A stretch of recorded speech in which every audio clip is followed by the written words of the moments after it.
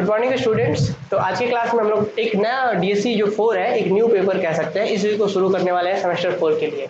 ये बड़ा ही इंटरेस्टिंग है और अगर आपको डीएससी 4 में सेमेस्टर 6 में है, डीएससी 4 में आपको मैकेनिक्स पढ़ना है तो आप यहाँ से जुड़ सकते हैं और बहुत अच्छे तरीके से इसको हम लोग कंप्लीट करेंगे आने वाले 10 से 15 दिनों में। क्लियर। और यहाँ पे सबसे इंपॉर्टेंट ये है कि जो मैकेनिक्स आप लोग पढ़ेंगे बहुत ही इंटरेस्टिंग है, फिजिक्स का टॉपिक है। जो आप 11-12 में जो फिजिक्स पढ़ के आए हैं, 9, 10, 11, 12 में फिजिक्स उसका यूज होगा और टेंशन की कोई बात नहीं है कि जो भी टर्म्स यहाँ पे यूज होगा ना वो सारे चीज़ों को हम यहाँ पर डिस्कस करेंगे। और सबसे इंपॉर्टेंट ये कि अगर आप आगे मास्टर्स करना चाहते हैं तो एमएससी सेमेस्टर 2 में आपको फिर से स्टैटिक्स पढ़ना होगा और स्टैटिक डायनामिक्स जो इसमें पोर्शंस हैं वो पढ़ने होंगे।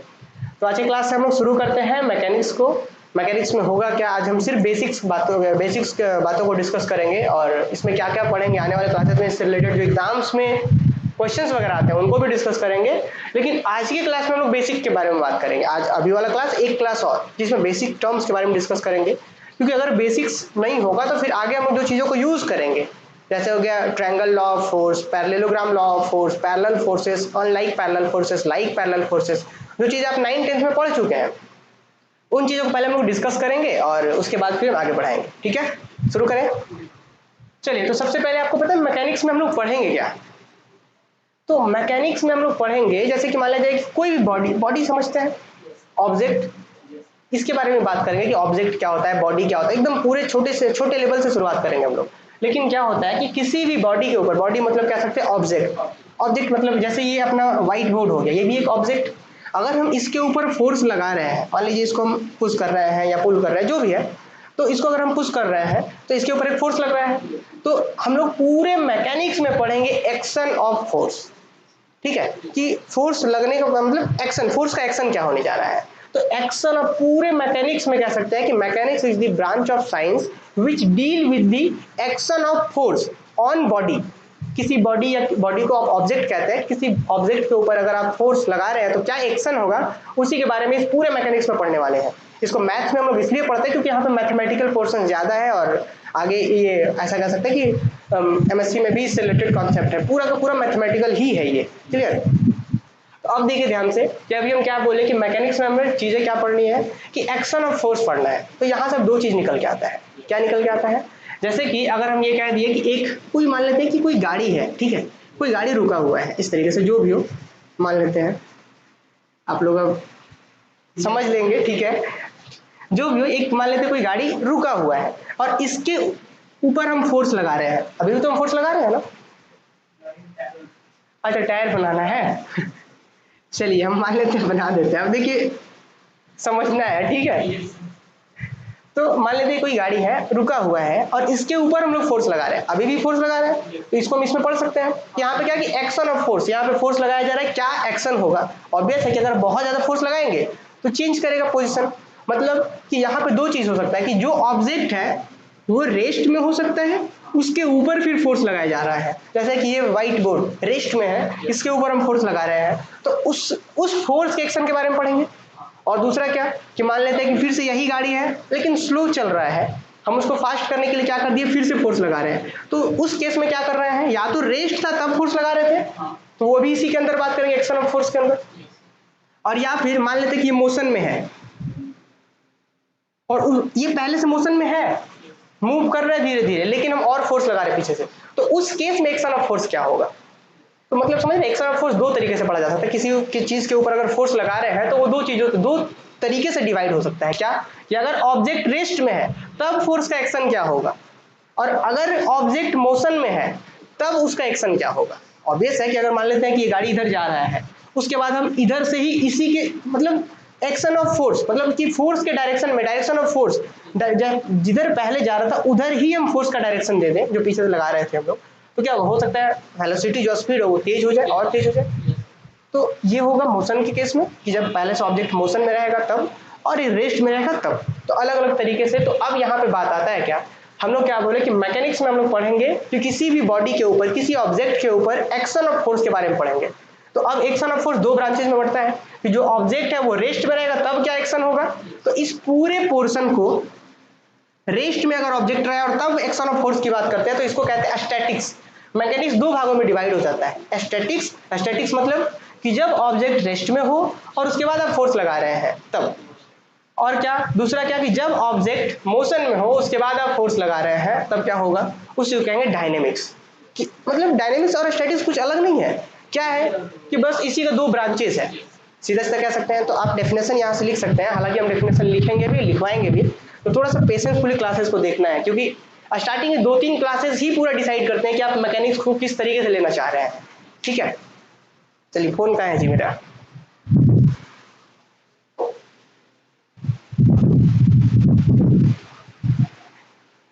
चलिए ठीक है, तो अब यहाँ से सबसे पहले हम लोग डेफिनेशंस, कुछ बेसिक डेफिनेशंस के बारे में बात करेंगे और उसके बाद हम लोग शुरू करेंगे। ये समझ में आया कि स्टैटिक्स और डायनेमिक्स है क्या। चलिए वेरी गुड। लिखिए मैकेनिक्स का डेफिनेशन अगर लिखना है कि मैकेनिक्स है क्या, तो क्या लिख सकते हैं, इसका डेफिनेशन लिखिए, mechanics is a branch of science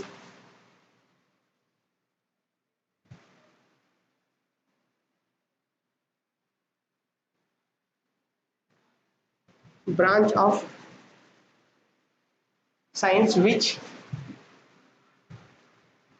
deal with the action of force, action of force कब किसके ऊपर, on bodies, on bodies in a state of rest or rest and motion।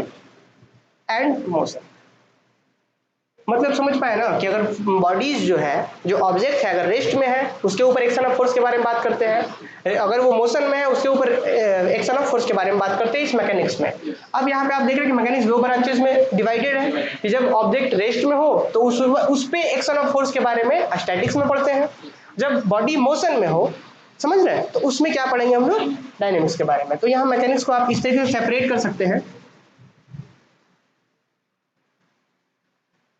Mechanics जो होता है वो दो भागों में बट रहा है, कौन, स्टैटिक्स,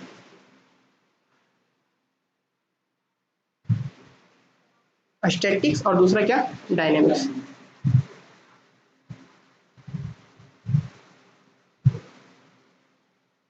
स्टैटिक्स और डायनेमिक्स क्लियर। अब यहाँ पे सबसे पहले डिफाइन करते हैं स्टैटिक्स, तो आप लोग समझ ही चुके हैं कि स्टैटिक्स क्या है। कह सकते हैं कि statics is the branch of mechanics which deal of the action of force on bodies when bodies rest, when bodies in rest. तो क्या कह सकते हैं, देखिए लिखेंगे स्टैटिक्स, इसी में लिख देते हैं हम लोग क्या,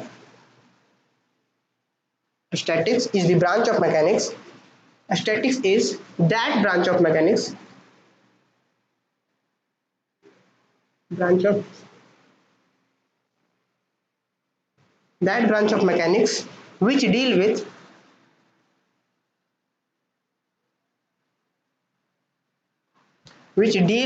the action of force on bodies in a state of rest, a state of rest। अब यहाँ पे कुछ स्टूडेंट को हो सकता है कि अगर आपने क्लास 9-10 अच्छे से नहीं पढ़ा हो तो ये बॉडीज क्या है, ये स्टेट ऑफ रेस्ट क्या है, बॉडीज रेस्ट में कब होता है, इन चीज़ों को भी डिस्कस करेंगे। अभी उम्मीद है थोड़ा थोड़ा आप लोग को आइडिया लग रहा होगा स्टैटिक्स है क्या, इसमें हम लोग क्या पढ़ने वाले हैं। ठीक है, और जब भी कभी प्रॉब्लम हो ना तो वो जो अभी हम गाड़ी एक सुंदर सा बनाए थे उस चीज़ को आप दिमाग में मतलब ये चलाइए कि भाई वो क्या था जब रुका हुआ था, उस पर एक्शन ऑफ फोर्स बारे में बात कर रहे हैं तो स्टैटिक्स, बाकी डायनेमिक्स। तो क्या लिख सकते हैं, एकदम सेम यही सिमिलर डेफिनेशन होगा, स्टैटिक्स डायनेमिक्स लिख देंगे यहाँ पे। Dynamics is the branch of, is that branch of, लिख दीजिए is that branch of mechanics, that branch of mechanics which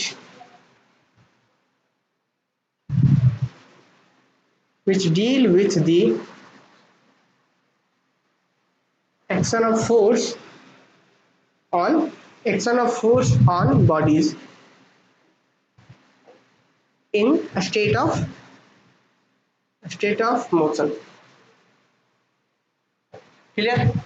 चलिए ये तो था बस, ये हालांकि इससे एग्जाम में कोई संबंध नहीं है ये जो भी हम लोग लिख रहे हैं, लेकिन आपको एक दिमाग में स्ट्रक्चर होना चाहिए कि हम लोग पढ़ने क्या वाले हैं। ठीक है, चलिए अब हम इसको रफ करते हैं और ऊपर में कुछ इंपॉर्टेंट पॉइंट्स लिखवाते हैं, जैसे बॉडीज क्या होता है, बॉडी को कब रेस्ट में कहेंगे। ठीक है, अभी हम आप लोगों से क्वेश्चन पूछना चाह रहे हैं बॉडीज से। यहाँ पे सबसे पहले लिख दी इंपॉर्टेंट पॉइंट्स, जो कि आगे आपको जब थ्योरम्स प्रॉब्लम करेंगे तो उसमें ये यूज होगा, इंपॉर्टेंट पॉइंट्स। इंपॉर्टेंट पॉइंट्स में सबसे पहला जो पॉइंट हम लोग लिखते हैं, बॉडीज है क्या, बताइए आप क्या समझते हैं? अगर हम बोल रहे हैं बॉडीज या ऑब्जेक्ट ही कह रहे हैं तो क्या समझ रहे हैं आप इससे?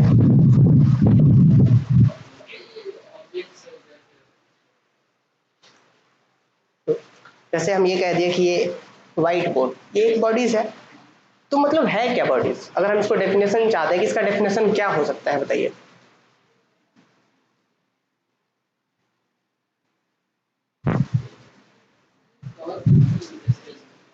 और बॉडीज को रेस्ट में कब कहेंगे?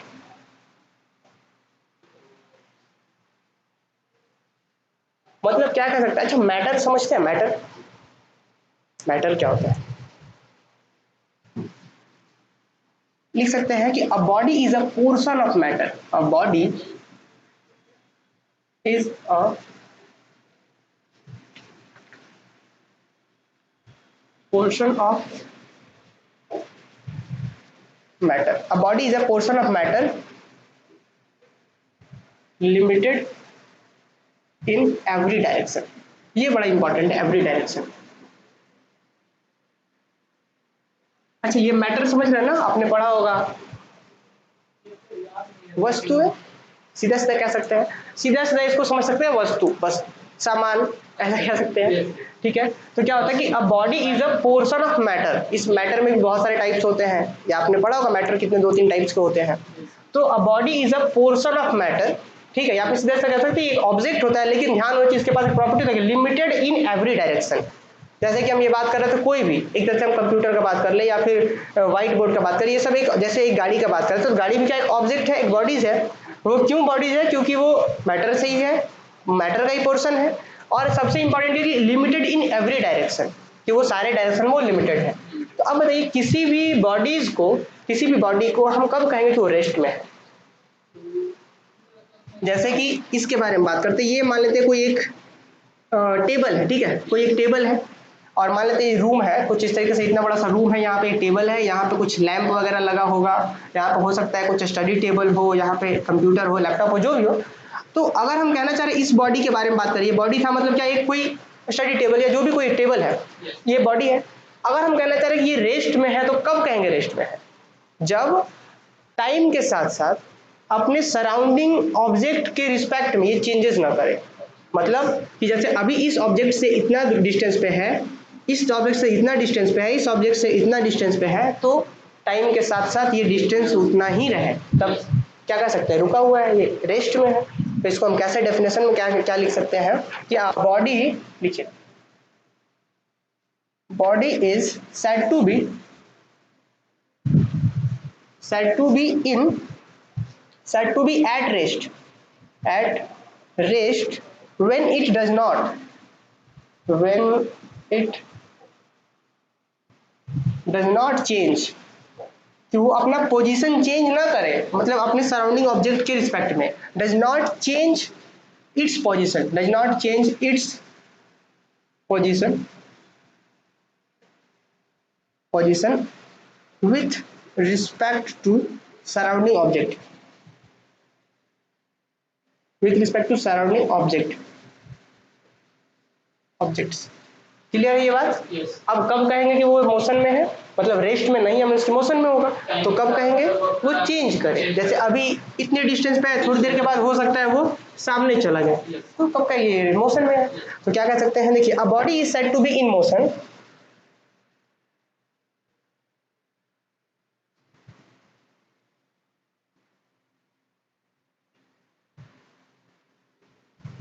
said to be in motion when its position continuously, हाँ कंटिन्यूअसली ही है,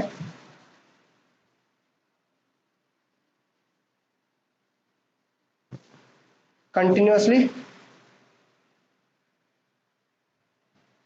changes, continuously changes its position.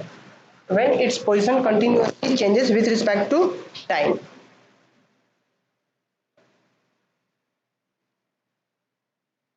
ये बात समझ में आया? देखिए बड़ा इंपॉर्टेंट है ये, जब हम लोग आगे बात करें डायनेमिक्स में जब बात करेंगे तो इसका यूज होगा। अभी फिलहाल हम क्या बात करें कि बॉडी है क्या, पोर्शन ऑफ मैटर। रेस्ट में कब कहेंगे, जब सारे ऑब्जेक्ट से जो डिस्टेंस वगैरह है वो मेंटेन रहे, टाइम के साथ साथ चेंज ना करे। A body is said to be in motion when its position continuously changes. Continuously change करना चाहिए, मोशन मतलब हो सकता है धीरे धीरे धीरे धीरे बढ़ रहा हो, मतलब कंटिन्यूअसली क्या होना चाहिए, टाइम के साथ साथ उसका पोजीशन चेंज होना चाहिए, ये होता है। अब आते हैं सेकंड नंबर, ये पहला नोट क्लियर होता है। और सेकंड इंपॉर्टेंट पॉइंट क्या होता है, रिजिड बॉडी क्या होता है। रिजिड बॉडी, रिजिड का मतलब क्या होता है आपको बताना होगा। रिजिड बॉडी क्या है बताइए, क्योंकि ये सब सारे टर्म्स हम लोग आगे जाकर के यूज करेंगे, ठीक है। डेफिनेशन जब हम एग्जांपल्स वगैरह बताएंगे, थ्योरम्स बताएंगे, एग्जाम्स रिलेटेड प्रॉब्लम्स, तो वहां हम बार बार बात करेंगे एक रिजिड बॉडी के ऊपर फोर्स लगाया जा रहा है। तो रिजिड बॉडी है क्या, रिजिड बॉडी का मतलब है जैसे ये बोर्ड। अब जैसे हम एक बात करते हैं, एक आप वो स्माइली बॉल देखिए, क्या होता है, स्पॉन्ज टाइप का होता है। आप उसको अगर मतलब क्या कर सकते हैं, हाँ प्रेस करेंगे तो क्या वो कंप्रेस होता है वो। और लेकिन ये बोर्ड को आप प्रेस करेंगे तो कंप्रेस होगा क्या। रिजिड मतलब होता है, हिंदी में कहते हैं ठोस, है ना। तो ये जो बोर्ड है वो क्या है, रिजिड बॉडी है। रिजिड बॉडी मतलब क्या, कि इसके जो कॉन्स्टिट्यूएंट पार्टिकल्स हैं उनके बीच कंप्रेशन नहीं होता है। कंप्रेशन मतलब कि डीफॉर्मेशन। डीफॉर्मेशन का मतलब है कि जैसे जो भी कंस्टिट्यूएंट पार्टिकल्स हैं, आपको पता है कि जो भी इसके अंदर टेट्राहेड्रल वॉइड्स, ऑक्टाहेड्रल वॉइड्स जो आप बात करते हैं उधर, तो जो भी इसके अंदर कॉन्स्टिट्यूएंट पार्टिकल्स हैं जिससे ये बना है, वो पार्टिकल्स का जो भी अपना मान लेते हैं, जैसे इसके अंदर की बात कर रहे हैं कि हो सकता है इसके अंदर जो पार्टिकल्स होगा यहाँ यहाँ यहाँ यहाँ यहाँ इस तरीके से हो रहा है। अब जब आप कंप्रेस कर रहे हैं तो इस कॉन्स्टिट्यूएंट पार्टिकल्स का पोजीशन चेंज ना करें, तब कहेंगे कि ये क्या है, रिजिड बॉडी। रिजिड बॉडी में ठोस है, जैसे ये देखिए ये क्या है, मतलब क्या है, ठोस है, आप रिजिड बॉडी कह सकते हैं। अच्छा एक चीज और, अब एक चीज हम थोड़ा सा एग्जांपल देना चाह रहे हैं, जैसे कि एक मान लेते हैं कोई एक ब्रिज हो गया, जैसे इस तरीके से कोई एक ब्रिज हो गया, जो भी है ब्रिज है, ठीक है। हाँ, तो क्या ब्रिज भी एक रिजिड बॉडी है, यहीं पे सीखना है थोड़ा सा क्या, कि ब्रिज भी एक रिजिड बॉडी है। लेकिन आप एक चीज नोटिस करेंगे कि हम लोगों के चलने से, मान लीजिए कोई व्यक्ति इसके ऊपर चलता है तो इसके अंदर डिफॉर्मेशन नहीं होता, लेकिन बहुत बड़ा गाड़ी गाड़ी मतलब इस पे जब क्रॉस करता है तो उस समय बहुत ही मतलब नेग्लेजिबल डिफॉर्मेशन होता है। मतलब समझ रहे हैं ना, बहुत नेग्लेजिबल डिफॉर्मेशन होता है। तो उस चीज को भी हम किस में रखते हैं, रिजिड बॉडी में, कि बहुत नेग्लेजिबल डिफॉर्मेशन हो तो भी रिजिड बॉडी में रखेंगे। और अगर डिफॉर्मेशन नहीं हो, डिफॉर्मेशन मतलब समझ रहे हैं ना, कि जो कॉन्स्टिट्यूएंट पार्टिकल जैसा है वैसा ही रहे, तो इस तरीके से। तो ये हो गया रिजिड बॉडी। और रिजिड बॉडी का डेफिनेशन क्या है, और इसके बाद हम लोग बात करेंगे। देखिए तो प्रॉपर डेफिनेशन लिखिए कि a rigid body is defined as,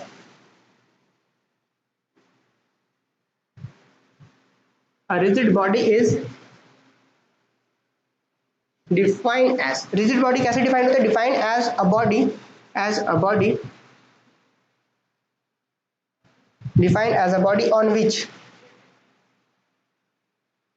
on which the distance between two, the distance between, the distance,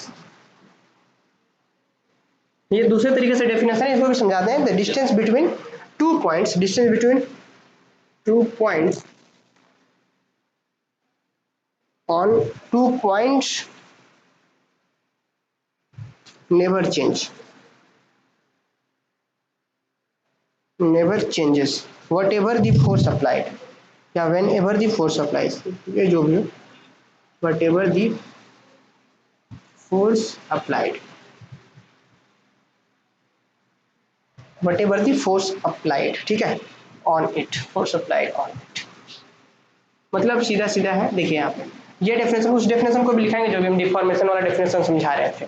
ये क्या बोल देगा, मतलब जैसे रिजिड बॉडी है तो जो भी है, अगर इस चीज के बारे में बात कर रहे हैं कि इसके किसी भी 2 पॉइंट्स के बीच का डिस्टेंस अभी बात करें विदाउट फोर्स लगाए हुए, तब का डिस्टेंस, और फोर्स मान लीजिए लगा दे रहे हैं और तब का डिस्टेंस अगर सेम रहे, चेंजेस नहीं हो, तब क्या रिजिड कहेंगे। जैसे कि अब कंप्रेशन वाला जो हम बॉल का बात करें, स्माइली बॉल आता है, उसको कंप्रेस पहले डिस्टेंस निकालिए 2 पॉइंट का, और कंप्रेस करके डिस्टेंस निकालिए, तब तो हो जाएगा ना डिस्टेंस चेंज, तो उसको रिजिड नहीं कहेंगे। क्लियर हो गया होगा। अब इसी चीज को दूसरे तरीके से हम ये लिख सकते हैं, और लिख सकते हैं the body which which which does not deform does not deform under the influence of force, under the influence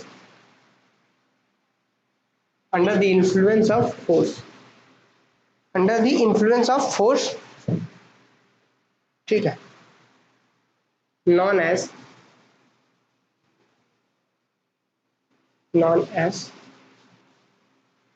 rigid body. एक चीज बहुत इंपॉर्टेंट है, वो जो हम बता रहे थे कि जो बहुत कम डिफॉर्मेशन है उसको भी रिजिड बॉडी में ही रखते हैं। चलिए ये चीज क्लियर हो गया। अच्छा, अब यहाँ पे हम लोग ये थोड़ा सा एक छोटा सा बेसिक टर्म्स था। इसके बाद नंबर थर्ड के बारे में बात करते हैं, इसको रफ करते हैं। पहले सबसे पहले सारे लोग बता दीजिए कि क्या यहाँ तक क्लियर हो गया। और यहाँ पे सबसे पहले पता है सबसे बहुत इंपॉर्टेंट चीज़ है कि माइंडसेट। अगर आप ये शुरू से ही सोच लेते हैं कि नहीं मेरा फिजिक्स तो कुछ होना ही नहीं है, फिजिक्स मेरा फिजिक्स से 36 है, ऐसा बोलते हैं लोग कि नहीं मेरा फिजिक्स खराब है इसीलिए मैथ्स ले लिए, तो ये बहुत गलत बात है। अगर पहले से ही आप सोच लिए हैं कि मेरा फिजिक्स खराब है तो प्रॉब्लम होगा। तो माइंडसेट कुछ नहीं रखना है यहाँ पे, जो एक एक चीज़ को बहुत ध्यान से देखना है और बहुत अच्छे से नोट्स बनाना है, घर पे रिवाइज करना है, ठीक है। हालांकि ये सारा चीज़ पढ़ाया हुआ था लेकिन हम फिर भी इसलिए पढ़ा रहे हैं कि आप उसको और अच्छे से कर पाए। तो मैकेनिक्स सबसे इजी है, ठीक है, तो ध्यान रखना इस चीज़ का। चलिए अब हम इसको रफ करते हैं, और ऑनलाइन वाले स्टूडेंट सारे बताइए क्या ये बात सबको समझ में आया अभी तक जो भी क्लास में डिस्कस किया गया है। अब हम बात करने वाले हैं फोर्स के बारे में। फोर्स है क्या, एकदम बहुत बताया ना कि बहुत बेसिक से बात करेंगे, जो आपने 8, 9, 10 में पढ़ा होगा। फोर्स क्या है बताइए, आप लोग बताइए जी। हाँ, हिंदी में बल कहते हैं। चलिए तो फोर्स क्या है बताइए।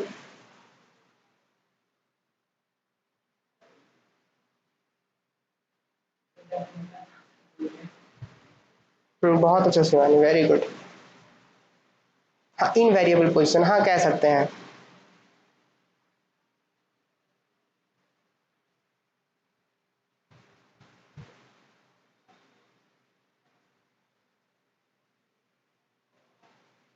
चलिए बहुत अच्छा।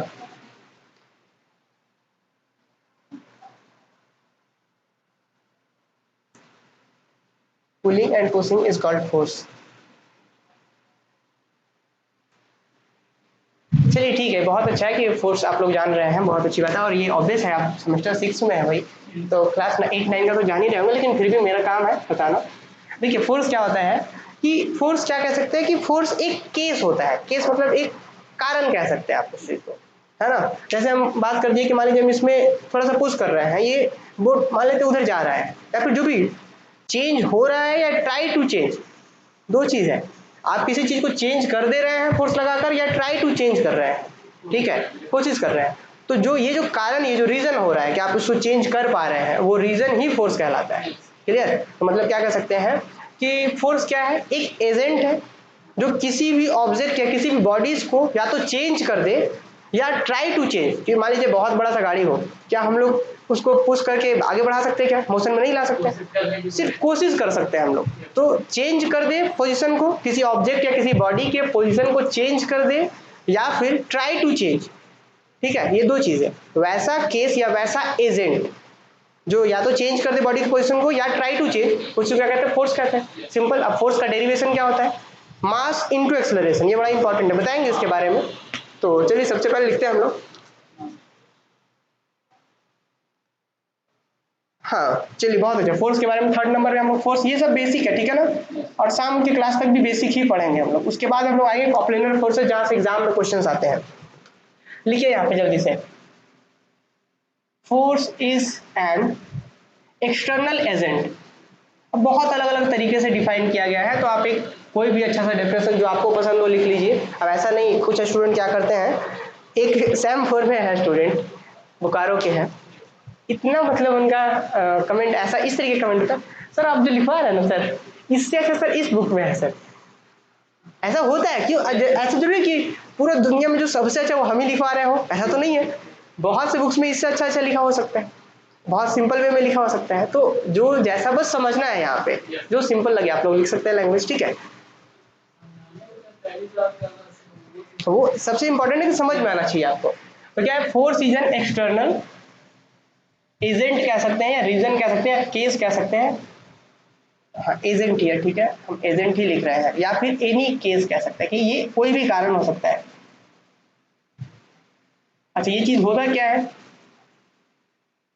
Capable of changing the state, capable of changing the state of rest और motion of particular body, rest of motion,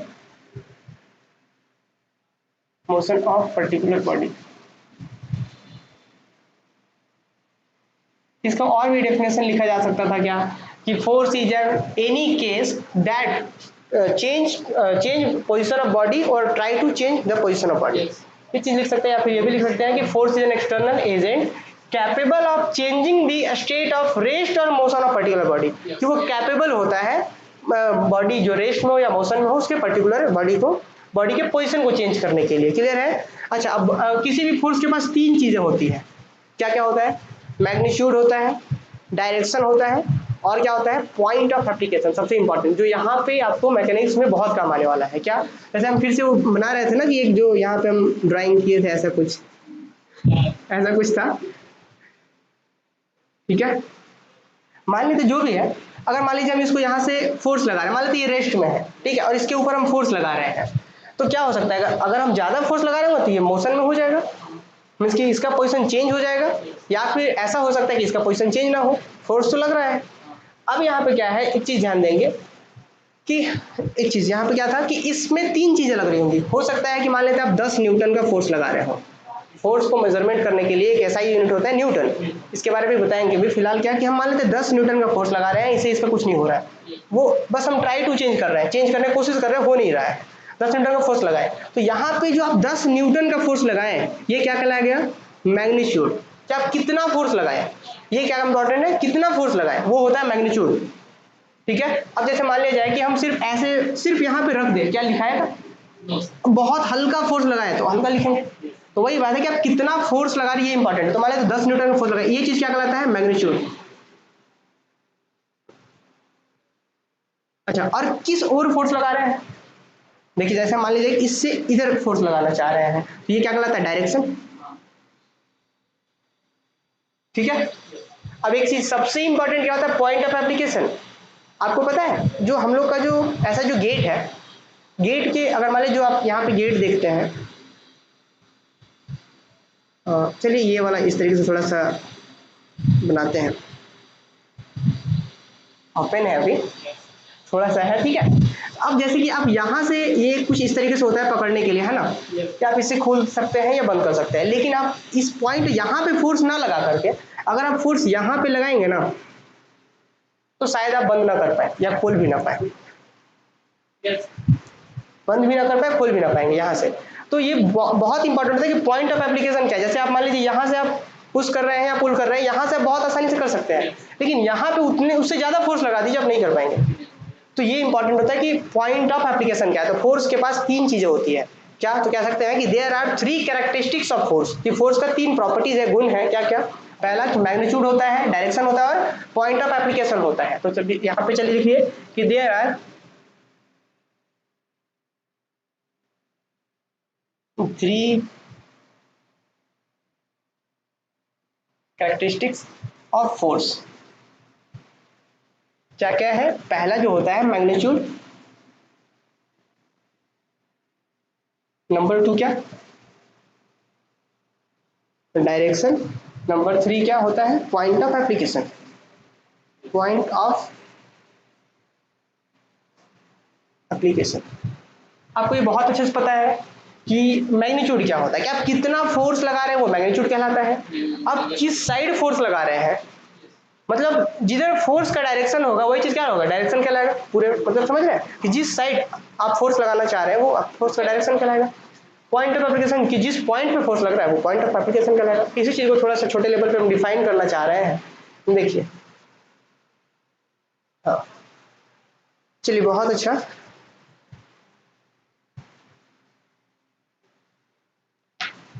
आगे बढ़ाते हैं इस चीज को। लिखिए दी डायरेक्शन, डायरेक्शन के बारे में बात करते हैं। मैग्नीट्यूड क्या है तो पता ही आपको।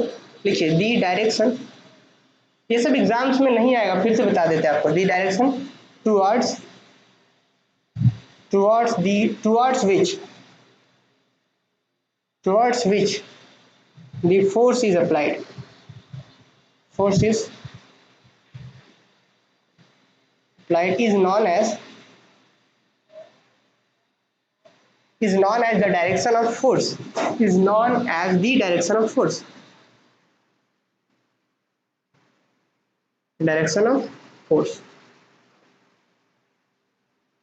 ये बात समझ पाए कि the direction towards which the force is applied, कि जिस डायरेक्शन में फोर्स अप्लाई किया जाता है उसी डायरेक्शन को क्या कहते हैं हम लोग? फोर्स का डायरेक्शन। हाँ डायरेक्शन ऑफ फोर्स। जैसे कि देखिए हम फोर्स इधर अप्लाई कर रहे थे तो फोर्स का डायरेक्शन कौन होगा? यही वाला।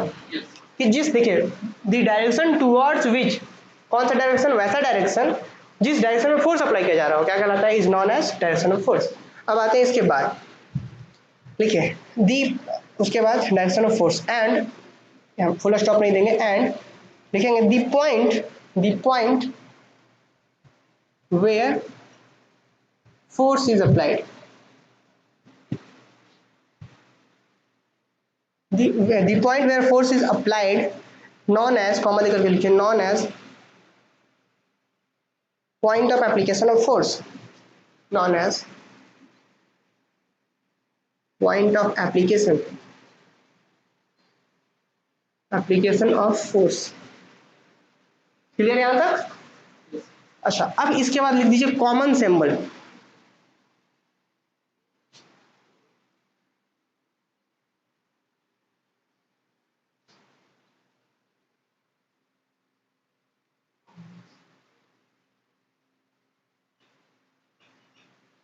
क्या होता है? फोर्स को दिखाने के लिए कौन सा सिंबल का यूज किया जाता है?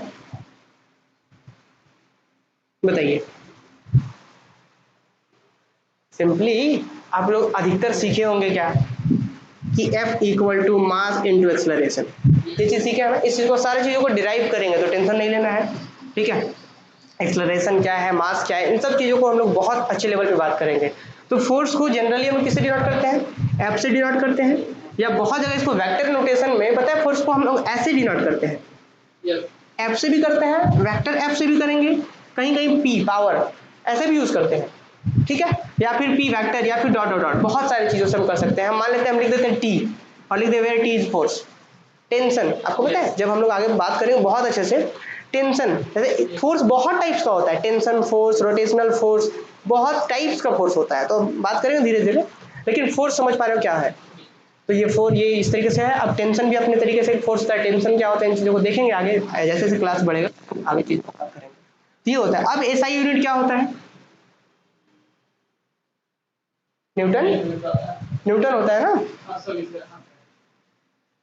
न्यूटन। क्लियर? अब इसके बाद और भी डायमेंशंस वगैरह है तो हम लोग रहने देते हैं, बस इतना काफी है आपको, कम से कम ये बेसिक्स आपके पास होना चाहिए। क्लियर? अब मान लेते हैं यूनिट डायमेंशन में चले जाएंगे तो फिर इधर ही उलझ कर हम लोग रह जाएंगे, है ना। फिर मैकेनिक्स जो है पता चला यूनिट डायमेंशन पढ़ लिए क्लास 12 का। हाँ अच्छा, अब एक चीज होता है कि अदर क्वांटिटी से, मतलब अदर क्वांटिटी से फोर्स को कैसे डिराइव किया जाता है? तो लिखिए डेरिवेशन फ्रॉम अदर क्वांटिटीज, एक छोटा सा हेडिंग करके लिख देंगे, derivation, derivation from other quantity, other quantity. कि अदर क्वांटिटी से डेरिवेशन फोर्स का कैसे होता है? कुछ नहीं, सिंपली है force equal to mass into acceleration. बहुत से बुक्स में इसी चीज को ऐसा ना लिख करके ऐसा लिखा रहता है, P equal to M into F, जहां पे मेंशन कर देगा कि ये फोर्स है, ये मास है और ये एक्सेलरेशन है। तो कोई दिक्कत नहीं, आप ये लिखिए F इंटू एम है, तो जहां पे ये क्या है, फोर्स इज इक्वल टू क्या होता है, मास, और ये क्या होगा, एक्सेलरेशन। ठीक है,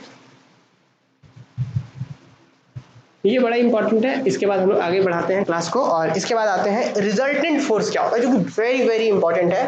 पूरे क्लासेस में हम लोग इसी के बारे में बात करेंगे, पूरा स्टैटिक्स में हम इसी के बारे में बात करेंगे कि इधर से एक फोर्स, इधर से एक फोर्स लग रहा है, दो फोर्स लग रहा है किसी बॉडीज के ऊपर, रिजल्ट क्या होगा। चलिए एक सबसे पहले हम एक एग्जांपल बताते हैं। मान लेते हैं कि अपने पास एक हाईवे है, ठीक है, हाईवे है, जैसे कि देखिए अब हाईवे बना रहे हैं अभी हम लोग, ठीक है, और फिर इसके ऊपर एक हम फोर व्हीलर बनाते हैं, ठीक है, मान लेते हैं कुछ इस तरीके से है, और भाई एक इधर ये टू व्हीलर दिख रहा है और बाकी दो उधर होगा, ठीक है।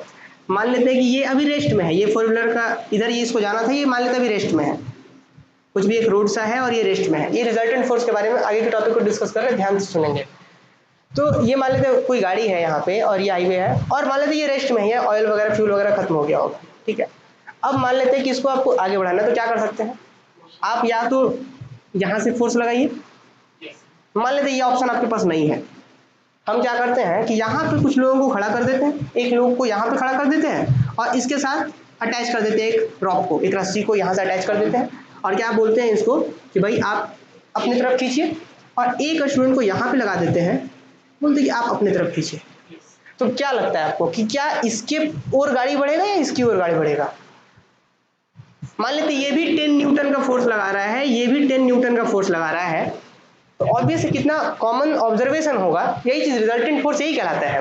क्या कि एक फोर्स इधर लग रहा था, एक एकदम सेम फोर्स लगा रहे थे, अगर मान लेते कि इधर हम 100 न्यूटन लगा दे तो क्या होगा, इसकी तरफ आने लगेगा। अभी हम सेम जब फोर्स लगा रहे हैं इक्विलिब्रियम कंडीशन में 10-10, तो ऑब्वियस है कि जो रिजल्ट होगा,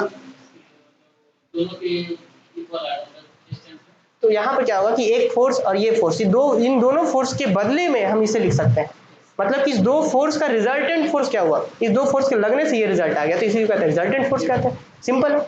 अच्छा जरूरी है क्या दो ही फोर्स का रिजल्ट ये हो सकता है? हो सकता है कि नहीं, हम हमारे पास और भी थे, यहाँ से एक और यहाँ पे भी स्टूडेंट था, इसको भी अटैच करा दिए, फिर ये बहुत लोगों से हम ये इधर फोर्स लगवा रहे थे।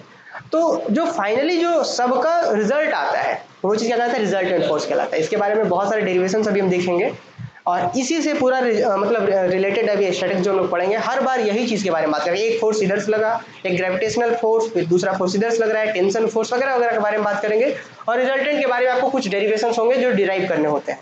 इस स्टैटिक्स में थोड़े से क्वेश्चन लंबे होते हैं, लेकिन अगर आप समझ जाएंगे ना तो आप खुद से क्वेश्चन को सॉल्व करना सीखेंगे। तो वो सारा चीज यहीं से डिसाइड होता है कि आपको समझना है या फिर रटना है। हाँ चलिए ठीक है, बहुत अच्छा। अच्छा एक चीज और, बरनाली महोदय कह रही है कि बीच में चलेगा, वेरी गुड। अच्छा अब मान लिया जाए कि इसको हम 10 न्यूटन कर रहे हैं और इसको 50 न्यूटन कर देते हैं, तो अब क्या होगा, सिर्फ बाकी सब सिर्फ दो ही फोर्स है, ये सब हटा दे रहे हैं, सिर्फ दो ही फोर्स है। अब क्या होगा, अब क्या आपको क्या लगता है इधर गाड़ी चलेगा? अभी भी ये मोशन करेगा, लेकिन धीरे धीरे ऐसे मोशन करेगा। तो ये किस मतलब ये किस रूल से होता है, इसके बारे में हम लोग डिराइव करेंगे। जैसे कि दो फोर्स का रिजल्टेंट किधर होगा, मतलब इसकी ओर होगा, इसकी ओर होगा, कितना एंगल पे होगा, कितना फोर्स यहाँ पे आएगा।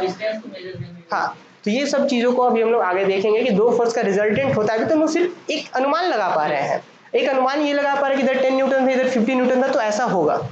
अगर दोनों इक्वल होता तो बीच में आता, ये सब सिर्फ अनुमान लगा पा रहे हैं। अभी हम लोग डेरिवेशंस करेंगे कि जब दो 10 न्यूटन का फोर्स को हम अप्लाई कर रहे हैं, तो जो रिजल्टेंट होगा वो कितना न्यूटन का फोर्स होगा और कितना एंगल पे होगा, इस फोर्स से कितना एंगल पे, इस फोर्स से कितना एंगल पे, ये भी हम लोग बात करेंगे।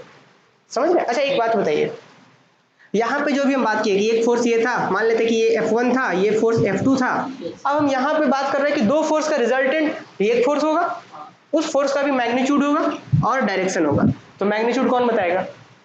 हो सकता है ये 10 न्यूटन, ये 50 न्यूटन, तो रिजल्ट 60 न्यूटन आ रहा होगा कि 60 न्यूटन का फोर्स आगे जा रहा होगा, तो हो सकता है ये तो मैग्नीट्यूड के बारे में आप समझ गए। लेकिन डायरेक्शन कौन बताएगा? एंगल। एंगल ही तो डायरेक्शन बताएगा ना।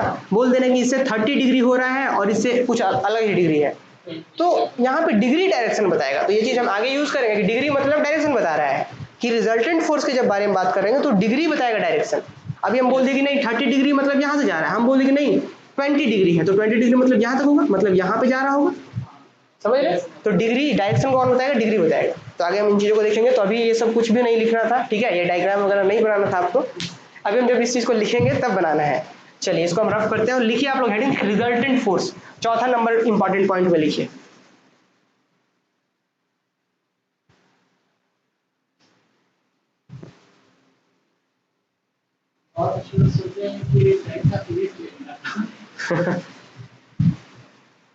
मैथ के स्टूडेंट को सबसे यही समझ में आता है। नहीं नहीं, आगे इसमें मैथमेटिक्स है।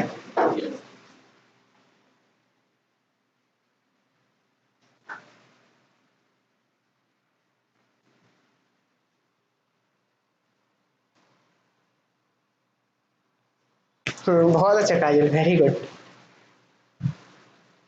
चलिए तो अब हम लोग आगे लिखिए रिजल्टेंट फोर्स के बारे में। चलिए लिखते हैं, लिखिए। हेडिंग दे दीजिए रिजल्टेंट फोर्स होता क्या है। Resultant,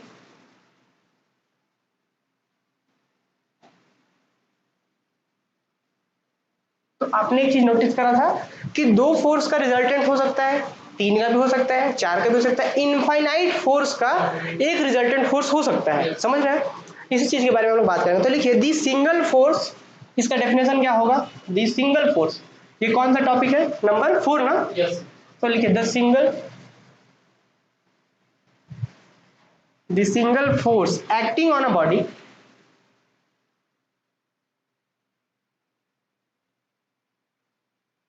the single force acting on a body having the same, having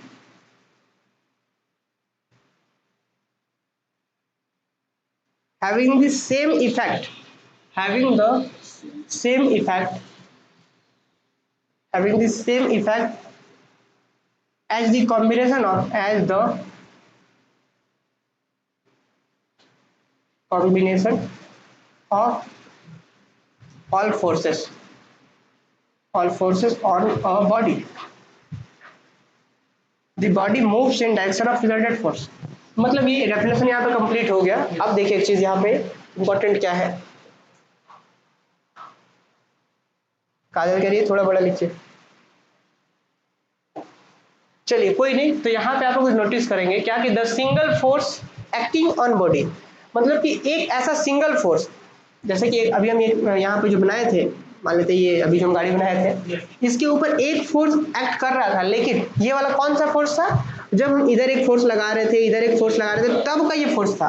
लेकिन ये जो फोर्स है, इन दोनों फोर्स का जितना मतलब इफेक्ट है, वो दोनों इफेक्ट ये फोर्स फील कर रहा होगा, वही चीज है। तो यहाँ पे the single force acting on a body, ये जो सिंगल फोर्स है, having same effect as the combination of all forces on body, कि इसके ऊपर जितना फोर्स लग रहा है, जैसे आपको पता है कि ग्रेविटेशनल फोर्स भी लग रहा होगा, फ्रिक्शनल फोर्स भी लग रहा होगा, इन सब चीजों के बारे में अभी तो सिर्फ आपको दो फोर्स दिख रहा है, इसके अलावा कुछ मतलब ऐसा होता है ना कि जैसे आप लोग सेट थ्योरी वगैरह पढ़े होंगे, तो हर एक सेट का दो सबसेट फ्री होता है। कौन कौन सा? एक तो खुद, और एक नल सेट।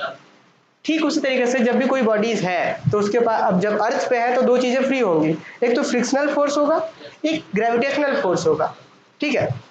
तो इन चीजों के बारे में बात करें तो जितना भी फोर्स इसके ऊपर लग रहा है, सारा फोर्स कौन करा रहा है? एक ये रिजल्टेंट फोर्स दे रहा है। तो ये फोर्स का अगर इफेक्ट सभी फोर्स के कॉम्बिनेशन के बराबर है, तो इसी को कहते हैं रिजल्टेंट फोर्स। ठीक है? अब फोर्स इस चीज में, इस केस में रिजल्टेंट फोर्स में क्या होता है कि फोर्स का डायरेक्शन किधर होता है? जिधर रिजल्टेंट फोर्स है। तो सीधा सीधा हम कह सकते हैं दी बॉडी मूव्स, अगर बॉडी के ऊपर रिजल्टेंट फोर्स इधर लग रहा है, बॉडी के ऊपर रिजल्टेंट फोर्स इधर लग रहा है, तो बॉडी इधर ही मूव करेगा। लिख सकते हैं नोट करके, इसमें भी नोट करके एक छोटा सा लिख दीजिए, note the body, the body moves, the body moves in the direction of resultant force, in the direction of, in the direction of resultant force, resultant force के डायरेक्शन में ये मूव करता है। क्लियर ये चीज? चलिए अब हम लोग आगे बढ़ाते हैं, और एक बहुत ही इंपॉर्टेंट इस टॉपिक को हम लोग लिखने वाले हैं यहाँ पे।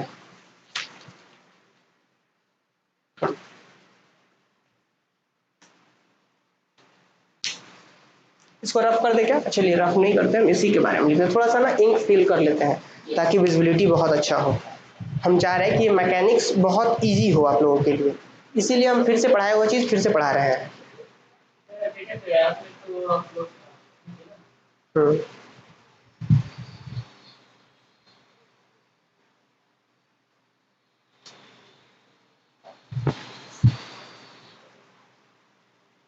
ठीक है।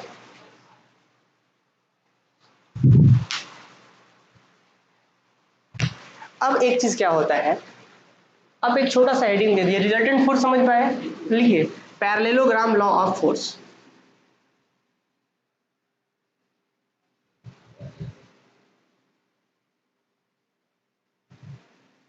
लॉ ऑफ फोर्स, ये बड़ा इंपॉर्टेंट है। पैरेललोग्राम लॉ ऑफ फोर्स क्या होता है, इन चीजों का आगे बार बार यूज होगा, तो इस चीजों को ध्यान से एकदम पढ़ना है कि पैरेललोग्राम लॉ ऑफ फोर्स क्या है। कुछ नहीं, इसी का मतलब रिजल्ट कह सकते हैं कि जो रिजल्टेंट फोर्स है ना, इसी से कुछ रिजल्ट बनने वाला है। क्या बनेगा? अच्छा, एक चीज आप लोग शायद क्लास 11 12 9 10 में पढ़ रखे होंगे क्या, कि जैसे कि मान लीजिए कि यहाँ पे कोई फोर्स 10 न्यूटन का लग रहा है, जो भी एक फोर्स लग रहा है, तो फोर्स का पैरेलल शिफ्टिंग अलाउ होता है। पैरेलल शिफ्टिंग कहने का मतलब कि इसी के पैरेलल में आप इसको यहाँ पे फील कर सकते हैं, पैरेलल शिफ्टिंग। ठीक है, विच इज इसके बारे में बताएंगे, पैरेलल शिफ्टिंग अलाउ होता है। ठीक है, फिलहाल अभी क्या बोल रहा है, पैरेललोग्राम लॉ ऑफ फोर्स क्या होता है। तो जैसे कि अगर देखिए यहाँ पे सबसे पहले बात क्या कर रहे हैं, लिखिए यहाँ पे पहले, इफ आर इज या are be the resultant of two force, resultant of two force P and Q, resultant force to P and Q acting at an angle alpha, then क्या होता है, देखिए जैसे कि हम क्या बोलना चाह रहे हैं कि आर क्या है, कोई रिजल्टेंट फोर्स है। जैसे कि हम वो एग्जांपल दिए थे, यहाँ पे कोई भी इस तरीके से जो भी गाड़ी वगैरह था, और यहाँ पे हम क्या किए थे, एक फोर्स इधर लग रहा था और एक फोर्स इधर लग रहा था। तो जो भी है, अभी जैसे हम यहाँ अलग अलग चेक कर रहे थे, मान लेते कि दोनों सेम पॉइंट्स पे फोर्स लग रहा है, यहाँ पे कुछ तो एंगल होगा दोनों फोर्स के बीच। अब बोल रहे होंगे, अगर कुछ स्टूडेंट ये सोच रहे होंगे कि अगर एक यहाँ लगता है कि यहाँ लगता, तो उसके बीच एंगल क्या होता, उसके बीच भी एंगल मेजर कर सकते थे आप। जैसे कि हम बोल रहे हैं कि गाड़ी का मान लेते कुछ इस तरीके से अगला हिस्सा है, हम एक फोर्स यहाँ और दूसरा फोर्स यहाँ, तो इसके बीच भी एंगल मेजर किया जा सकता है। आप एंगल यहाँ मेजर करें या यहाँ मेजर करें, बात वही आएगा, समझ रहे हैं। तो दो फोर्स जो आप अप्लाई कर रहे थे, जो रिजल्टेंट फोर्स था, पहले सबसे पहले कि दो फोर्स का रिजल्टेंट फोर्स आर माना गया यहाँ पे, कि if R be the resultant force, किसका किसका, पी एंड क्यू, और जो पी और क्यू क्या था, P and Q acting eight angle alpha, कि पी कोई फोर्स इधर एक्ट कर रहा था और क्यू कोई फोर्स इधर एक्ट कर रहा था। पी को आप ऐसे वेक्टर पी लिख सकते हैं या नॉर्मली पी लिख सकते हैं, आपने नोटेशन देखा है अभी। तो दो फोर्स है पी क्यू, इसका रिजल्टेंट फोर्स क्या है, आर। क्लियर? इसी चीज के बारे में हम बात करने वाले हैं, पैरेललोग्राम लॉ क्या कहता है इसके बारे में समझते हैं, आगे इसका यूज होगा। देखिए एक फोर्स है, जैसे मान लिया जाए कि यहाँ पे है पी है, और एक चीज हम मान लेते हैं कि यहाँ पे फोर्स है जो है वो Q है, और रिजल्टेंट क्या मान लें कि रिजल्टेंट जो है वो यहाँ पे मान लेते हैं कि ये जो है वो R है। क्लियर?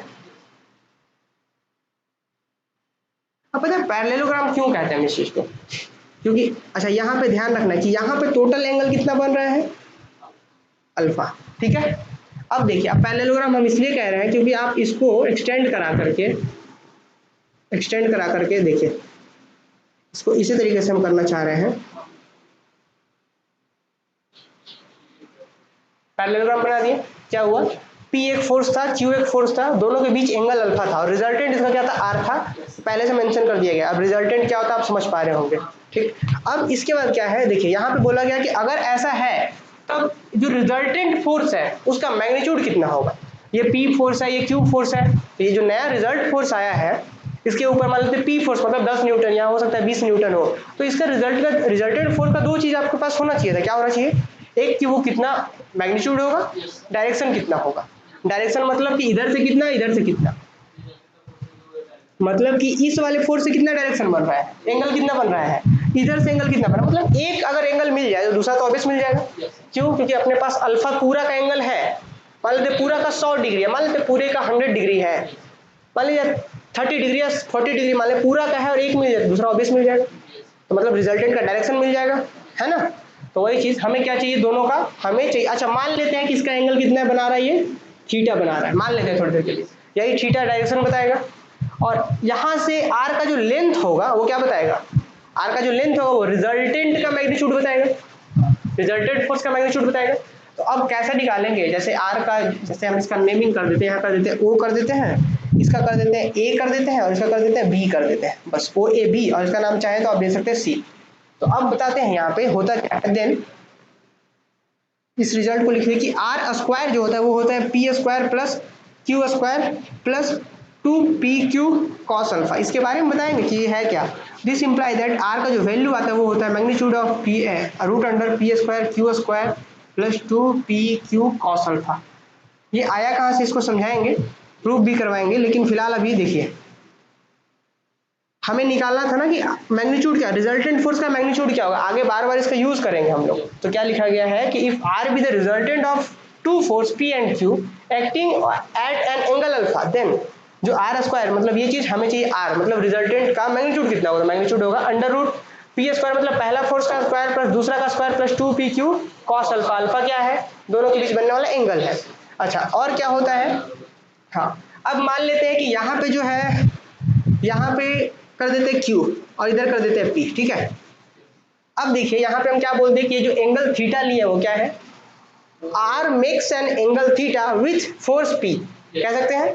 तो लिखिए इफ, इसको प्रूव भी करेंगे अभी थोड़ा सा, तो देखना है ध्यान से। हाँ, if R makes an angle alpha, sorry angle alpha तो दोनों का था, तो ये थीटा बना रहा है angle theta with the direction of p, ये p के डायरेक्शन में कर रहा है, तब पता है हमें थीटा का वैल्यू चाहिए। तो थीटा होता क्या है, देन लिख दीजिए यहाँ पे, देन टेन थीटा का जो वैल्यू होता है वो होता है q sine alpha divided by p plus q cos alpha. ये कहाँ से आ गया, ऐसे इसको अपना दे करके चाहे तो आप दिस इंप्लाई दैट लिख दीजिए, इसको लिखिए, या फिर हमें थीटा चाहिए ना, तो थीटा क्या होगा टेन इनवर्स और यहाँ पे क्या हो जाएगा q sine alpha divided by p plus q cos alpha. क्यों, क्या यह बात समझ में आया सबको, हमें चाहिए था थीटा, तो थीटा निकाल लिए, देखिए है ना, ये इंपॉर्टेंट है, हमें मिल गया क्या, रिजल्टेंट फोर्स का मैग्नीट्यूड मिल गया, डायरेक्शन मिल गया। आगे की क्लासेस में हम इस चीज का डायरेक्ट यूज करेंगे, ठीक है। वहां पे दो फोर्स होगा तो डायरेक्ट उसका एंगल निकाल लेंगे रिजल्टेंट का, डायरेक्ट उसका फिर हम मैग्नीट्यूड लिख देंगे। इन चीजों का ध्यान रखना है, हाँ ये फॉर्मूला ये सब बाकी बार बार यूज होगा, ठीक है।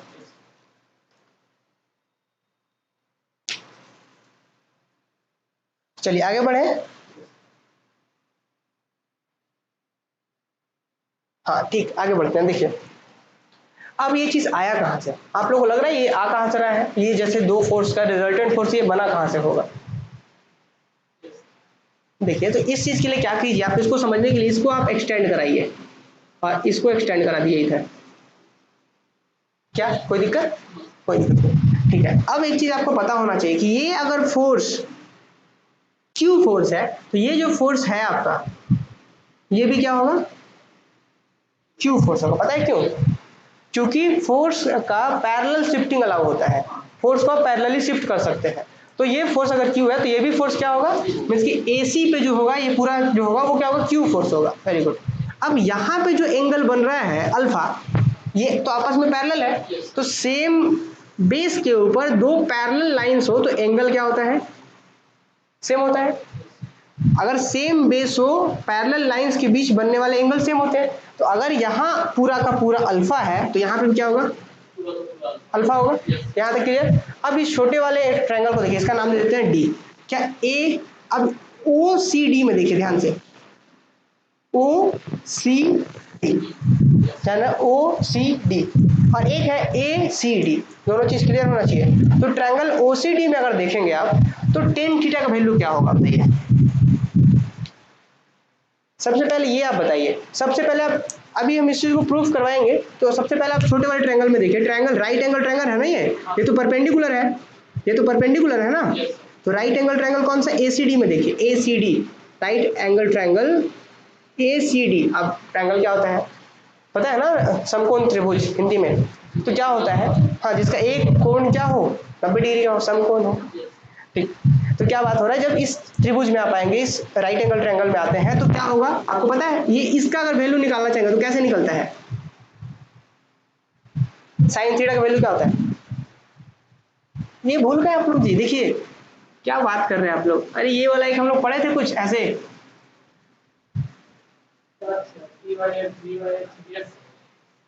इसमें कुछ पंडित बद्री प्रसाद ऐसे वैसे कुछ होता है। हाँ तो p बाई एच साइन के लिए, कॉस के लिए, टेन के लिए, फिर साइन का रिस्पेक्ट जो रेसिप्रोकल होता है कोसेक, फिर यहाँ सेक, फिर यहाँ पे कॉट। तो p बाई एच अगर आपको ये चाहिए मतलब इस अल्फा के लिए आपको ये परपेंडिकुलर वाला चाहिए, तो क्या निकलेगा, कैसे निकलेगा ये, P by H, H means hypotenuse. तो क्या होता है, अगर बात किया जाए साइन अल्फा इक्वल टू क्या होगा, P मतलब ये CD, यही ना, तो P equal to CD upon क्या हो जाएगा,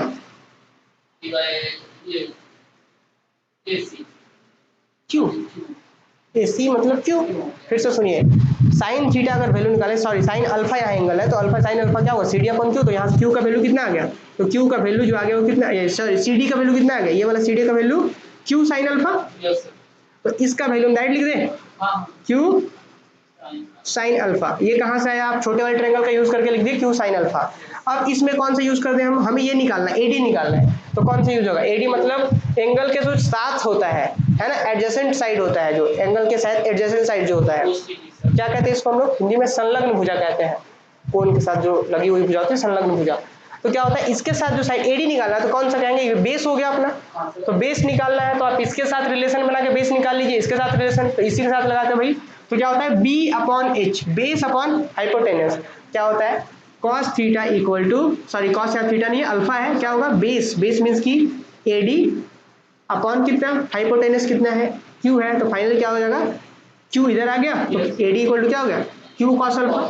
तो फाइनली यहाँ पे हो गया Q cos अल्फा। क्लियर ये चीज, अब यहाँ तक हो गया। हमें निकालना क्या था, हमें R का टोटल वैल्यू चाहिए था और यहाँ पे थीटा चाहिए, बस दो ही चीज चाहिए। तो अब किस ट्रायंगल में आएंगे, अब आएंगे OCD में, ट्रायंगल OCD में। ये सब चीज अगर आप लोग कहते हैं तो हम ये सिर्फ समझा के रहने देंगे, बाकी ये चीज आप खुद से कर लेंगे। चलिए, हालांकि हम चलिए लिखवा ही देंगे इस चीज को, ठीक है।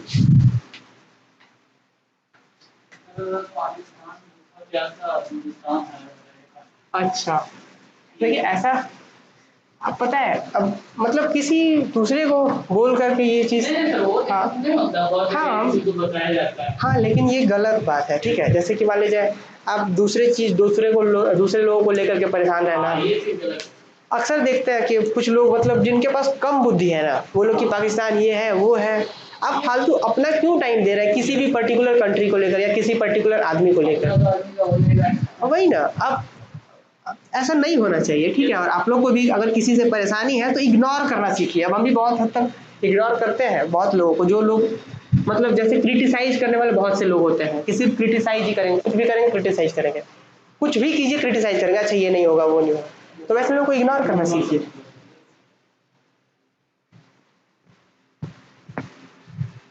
कोई नहीं, चलिए तो यहाँ तक हम लोग आते हैं। अब इसका देखिए कैसे ये डेरिवेशन कैसे होगा। सबसे पहले क्या करेंगे हम लोग, ये नोट करके लिख लेंगे आप ये चीज, या फिर सिंस लिख लेंगे कि आया कहाँ से, ये सब इसलिए हम लिख रहे हैं। जो हम रिजल्ट डायरेक्ट लिखेंगे ना उसका यूज होगा, लेकिन आया कहाँ से वो आप लोग शायद कर पाएंगे। चलिए फिर भी लिखिए कि इन राइट एंगल ट्रायंगल कौन सा, ACD के अंदर, ACD के अंदर क्या होगा, देखिए तो राइट एंगल ट्रायंगल ACD के अंदर क्या हो जाएगा, डायरेक्ट लिख देते हैं हम कि साइन अल्फा इक्वल टू क्या था, sine alpha equal to CD upon Q था। तो this imply that CD equal to Q sine alpha. ये एक रिजल्ट आ गया। And cos alpha equal to क्या होगा, AD upon P by H होता है ना, तो मीन्स की AD अपॉन Q, H का मतलब Q है, AC मतलब Q है। तो दिस इंप्लाई दैट AD का वैल्यू क्या होगा, Q cos alpha. Clear, now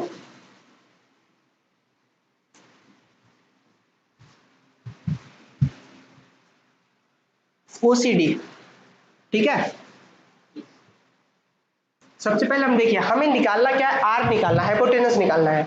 किसका यूज कर सकते हैं, साइन का यूज करते हैं। कैसे आएगा देखिए, तो अगर मान लिया जाए हम यूज करना चाह रहे हैं साइन थीटा, साइन थीटा का यूज करना चाह रहे हैं, तो क्या आएगा बताइए। या सॉरी, पहले हम एंगल ना निकाल के आप एंगल से भी काम कर सकते थे, या फिर आप डायरेक्ट कर लीजिए। देखिए पहले हम ये पाइथागोरस थ्योरम लगा देते हैं। पहले हम मैग्नीट्यूड लिखे तो पहले मैग्नीट्यूड निकालते हैं। देखिए क्या बाय पाइथागोरस क्या होगा, आर स्क्वायर इक्वल टू क्या होगा, या फिर चलिए आर स्क्वायर ना लिख करके लिखते हैं, ओसी का स्क्वायर इज इक्वल टू क्या होगा, क्योंकि ये राइट एंगल ट्रायंगल है तो ओसी का स्क्वायर इक्वल टू ओडी का स्क्वायर प्लस ओसी का स्क्वायर, सॉरी सीडी का, तो ओडी का स्क्वायर प्लस सी डी या डी सी एक ही चीज़ है, this imply that O D का मतलब, चलिए एक बार और लिख रहे देते हैं, ओ सी का स्क्वायर ये हाइपोटेनस ओ सी का स्क्वायर, ओ डी को क्या लिख सकते हैं आप, ओ ए प्लस ए डी, कैसे, ओ से लेकर के डी तक है क्या ओ ए प्लस ए डी, तो ओ डी को ओ ए प्लस ए डी लिख सकते हैं। अब आते हैं हम यहाँ पे ओपन करते हैं इस चीज को, A plus B call square पे, तो ओ ए का square plus A square plus A D का square plus 2 O A into A D, फिर इधर क्या है प्लस सी डी का स्क्वायर, सब का वैल्यू पुट कर देते हैं, इधर क्या है ओ सी का स्क्वायर, तो दिस इंप्लाई दैट यहाँ ओ सी की जगह पे आर है, आर का स्क्वायर कर दिए, इधर क्या होगा ओ ए कितना है, यहाँ से यहाँ तक कितना है पी, पी का स्क्वायर हो गया, फिर क्या है एडी, एडी की जगह क्यू कॉस अल्फा, तो Q square cos square alpha plus 2 into O A means P, फिर A D, A D means Q cos alpha, फिर प्लस सी डी का square, C D means Q square sine square alpha. देखिए तो Q square यहाँ पे भी है वहां पे भी, तो क्या एक जगह कर लेते हैं पहले, तो पी स्क्वायर लिख दिए यहाँ वाला, यहाँ क्लियर। अब क्या करते हैं प्लस क्यू स्क्वायर यहाँ भी था यहाँ भी और वहां भी, तो क्यू स्क्वायर कॉमन करेंगे तो यहाँ क्या होगा कॉस स्क्वायर अल्फा, और वहां से क्या आ जाएगा साइन स्क्वायर अल्फा, और फिर इधर क्या हो जाएगा 2pq कॉस अल्फा। अब एक बात बताइए, cos square theta plus sine square theta one value, तो ये तो खत्म हो गया, तो फाइनल कितना आ गया P square plus Q square plus 2pq cos alpha, क्या यही रिजल्ट था वहां पे, बिल्कुल यही था। यहाँ पे आर स्क्वायर का वैल्यू है, तो दिस इंप्लाई दैट हमने आर लिखा था under root P square plus Q square plus 2pq cos alpha, ये रिजल्ट था। तो ये आ गया रिजल्टेंट फोर्स का मैग्नीट्यूड आ गया, क्लियर ये चीज। अब इसी तरीके से अगेन देखिए, again in right angle triangle OCD, OCD में फिर से अब क्या सीधा सीधा हम टेन थीटा निकाल लेते हैं, टेन थीटा क्या होगा, tan theta P by B, P by B होता है, देखिए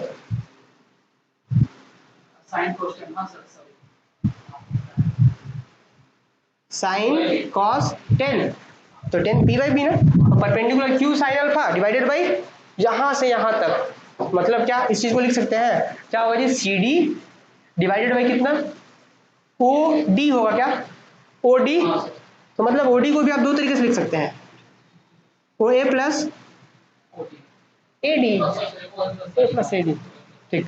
अब भाई इसको बढ़ाते हैं, तो सी डी कितना है जी Q sine alpha divided by O A कितना है पी प्लस, तो ये आ गया किसका टेन थीटा का वैल्यू, लेकिन हमें चाहिए किसका थीटा का वैल्यू, तो tan theta equal to tan inverse Q sine alpha divided by P plus cos alpha. ये दो रिजल्ट आ गया, लेकिन अब ये कंप्लीट नहीं हुआ है।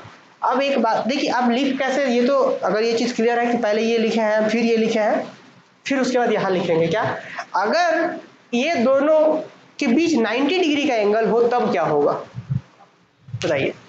अगर जैसे ये दो फोर्स लगा रहे हैं, ऐसा भी तो हो सकता था कि ये P वाला फोर्स इधर लग रहा है और Q वाला फोर्स ऐसा लग रहा है, P वाला फोर्स ऐसा लग रहा है, रिजल्टेंट हो सकता है ऐसा जा रहा हो, इस दोनों के बीच जो अल्फा था वो अल्फा 90 डिग्री हो जाए, ये हो सकता है। तो जैसे 90 डिग्री हो तो एक स्पेशल केस बन जाएगा, बड़ा इंपॉर्टेंट केस है, क्या नोट लिखिए, स्पेशल केस करके लिख लेंगे यहाँ के बाद, special case, special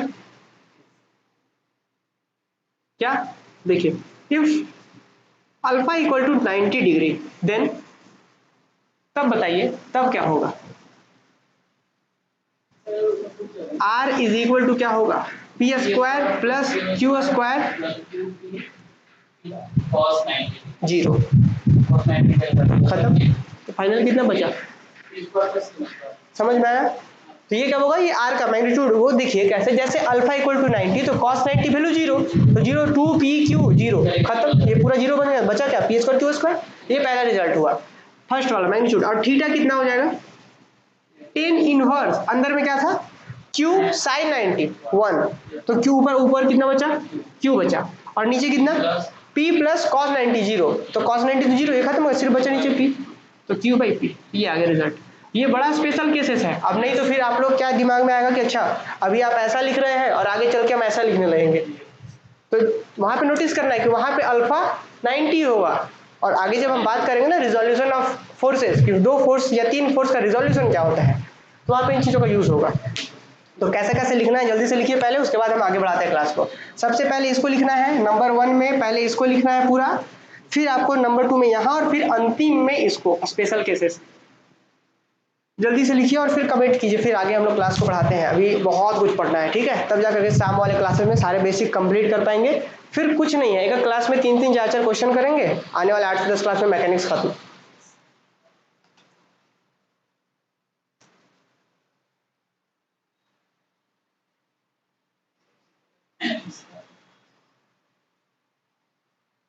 very good प्रणाली, बहुत ही अच्छा।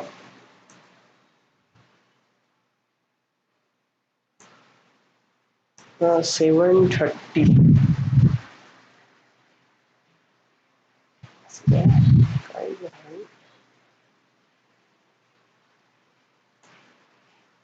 हो गया, वेरी गुड। अच्छा सब लोग लिख लिए, ऑफलाइन वाले ही नहीं लिखे हैं? लिखिए लिखिए, आदत हो गया ना ऑनलाइन वालों को फास्ट लिखने का।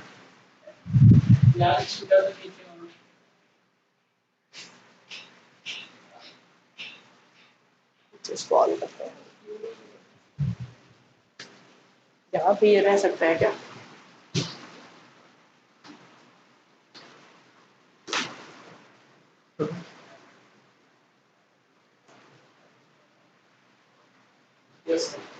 ठीक है, हो गया। चलिए तो ये चीज था। अब इसके बाद आगे हम लोग बढ़ते हैं, लिखेंगे। अब तो हमने पैरेललोग्राम लॉ पढ़ा, फिर हमने ये रिजल्टेंट के बारे में बात करा, अब बात करते हैं हम लोग किसके बारे में। लिखिए ट्रायंगल लॉ ऑफ फोर्सेस क्या होता है, बड़ा important, triangle law of forces. ठीक है, लिखिए जल्दी से।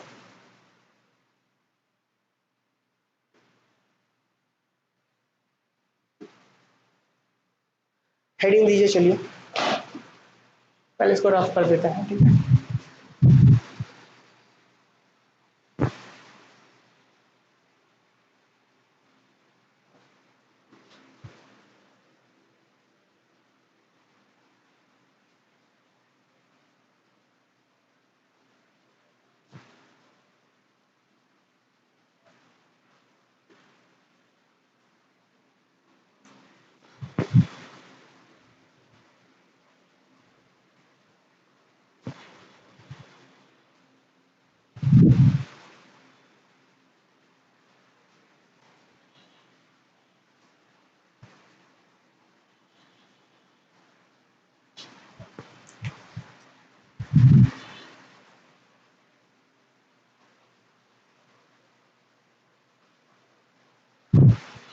ऑफलाइन वाले स्लो है जी।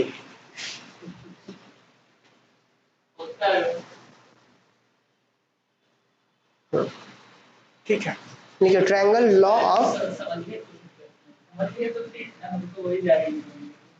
लिखिए बी ट्रायंगल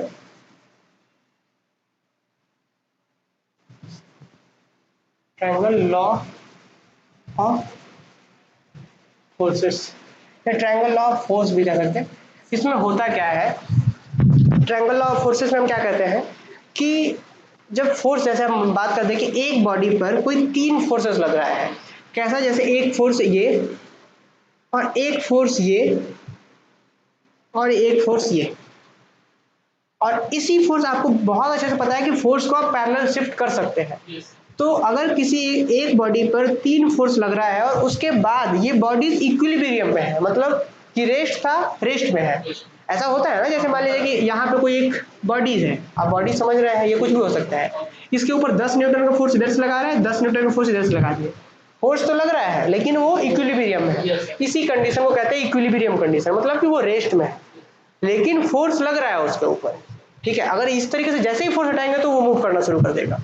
तो ये इक्विलिब्रियम और रेस्ट में क्या समानता है आपको खुद से ऑब्जर्व करना होगा।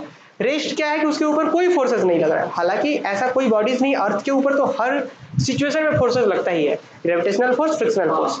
ठीक है, तो उसी तरीके से हम क्या बोले कि इक्विलिब्रियम कंडीशन क्या होता है कि फोर्स लग रहा है और सारा फोर्स आपस में अलजेब्रिक सम 0 हो जा रहा है। अलजेब्रिक सम मतलब कि इधर का फोर्स अगर +10 है तो इधर का -10, फाइनली 0।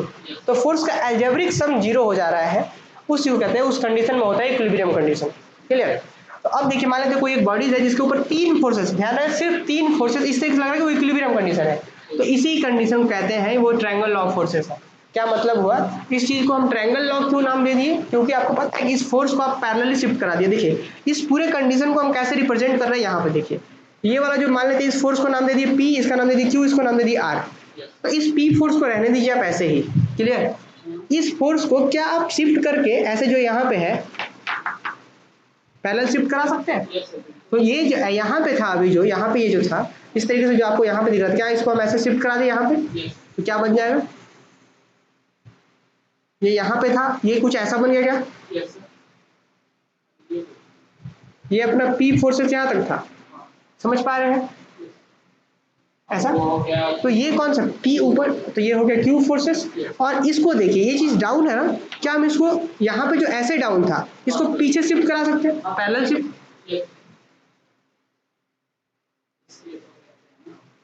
तो इसलिए इसको ट्रायंगल लॉ। और ध्यान रखना कि ये ट्रायंगल किस लिए, क्योंकि ये इक्विलिब्रियम, 3 फोर्सेस किसी बॉडीज के ऊपर लग रहा है, वो बॉडी इक्विलिब्रियम में हो गया, तब कहते हैं ये तीनों फोर्सेस, ये इसी लॉ को कहते हैं। और ध्यान रखना है कि ये तीनों सेम डायरेक्शन में, इधर इधर इधर। तो इसका चलिए अब हम लोग डेफिनेशन लिखते हैं, फिर इसके बारे में कुछ और चीजों को हम डिस्कस करेंगे। लिखिए, इफ थ्री फोर्सेस एक्टिंग और अ पार्टिकुलर, एक्टिंग और अ पार्टिकल है ना, एक्टिंग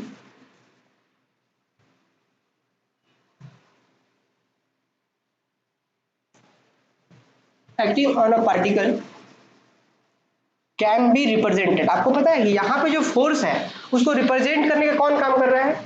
इस ट्रायंगल का साइड, ट्रायंगल का एक साइड इस फोर्स को रिप्रेजेंट करने का काम कर रहा है। तो इसी चीज को हम ट्रायंगल लॉ ऑफ फोर्सेस कहते हैं कि फोर्स को कौन रिप्रेजेंट कर रहा है? ट्रायंगल का साइड। इसलिए तो क्या बोला गया, if 3 forces acting on a particle can be represented by, can be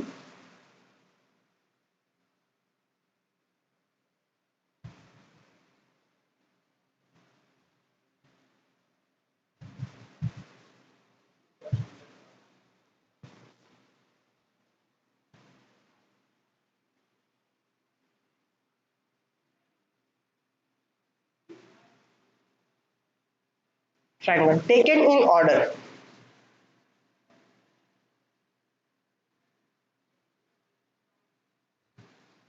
the particle will be in equilibrium, the particle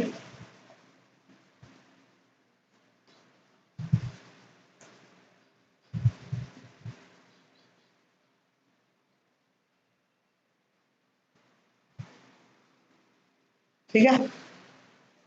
अब एक चीज ध्यान रखना कि इक्विलिब्रियम में तो तभी हो सकता है जब तीनों का अलजेब्रिक सम क्या हो जाए, 0। अलजेब्रिक सम कहने का मतलब ये होता है कि ऐसे कहीं, जैसे हम बोलना चाह रहे थे कि ये कोई बॉडी है, इसके ऊपर 10 न्यूटन का फोर्स लगा रहे हैं आप, तो 10 न्यूटन का फोर्स आप इस साइड में लगा रहे हैं, तो जब भी मेजरमेंट करेंगे तो एक ही डायरेक्शन को ध्यान में रखें कि अगर इधर से आप इसको पॉजिटिव डायरेक्शन कह रहे हैं, अगर आप इसको पॉजिटिव डायरेक्शन कह रहे हैं तो ये पॉजिटिव 10 न्यूटन, और ये मान लेते इसके विपरीत इस डायरेक्शन के अपोजिट डायरेक्शन में 10 न्यूटन लगा रहे हैं, तो इसको क्या कहेंगे? अगर ये +10 है तो ये क्या होगा? -10। अलजेब्रिक सम ये होता है। तो अब बताइए, जब ये तीनों फोर्स के बाद बॉडीज इक्विलिब्रियम में है तो इसका मतलब जरूर कहीं ना कहीं ऐसा होगा, P + Q + R कर रहे होंगे तो 0 आ रहा होगा। अब P + Q + R क्यों? क्योंकि देखिए यहाँ पे अगर इस फोर्स को हम P कह दें, इसको Q कह दें, तो यहाँ पे एक्चुअली में है क्या? P + Q = 0 है। क्यों? P = 10 है और Q = -10 है ना, इसीलिए 0 हुआ। ये चीज सीखना है क्या कि अलजेब्रिक सम 0 होना चाहिए। क्लियर है? आगे बढ़े। चलिए, तो ये चीज था, नोट करके लिख लेते हैं यहाँ पे। ये चीज आप, ये एग्जांपल जरूर बनाना है, डायग्राम बनाना है, बड़ा इंपॉर्टेंट ये डायग्राम, ठीक है। ये वाला था, ये किस तरीके से था, एक था इधर P था आपका, इधर आपका Q था, और R था आपका इधर, और हमने इसको कुछ ऐसा रूप दिया, ये triangle law of inequalities, sorry triangle law of forces. Very good, P + Q। चलिए अब हम लोग आगे बढ़ते हैं और इसके बाद देखते हैं क्या, ये नोट करके यहाँ पे छोटा सा लिख लेंगे कि इक्विलिब्रियम कंडीशन का क्या, इक्विलिब्रियम कंडीशन तभी होगा जब P + Q + R = 0 हो यहाँ पे, और यहाँ पे वैसा है, ठीक है। अब आते हैं दी कन्वर्स लॉ ऑफ ट्रायंगल क्या होता है। यस, लिखिए, इसी में लिख देते हैं दी कन्वर्स, उसके बाद हम चेंज करेंगे the converse law, the converse of triangle of force, the converse of triangle of force क्या होता है? इसका मतलब सेम यही बात है।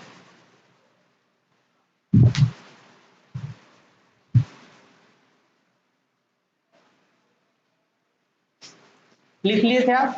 yes.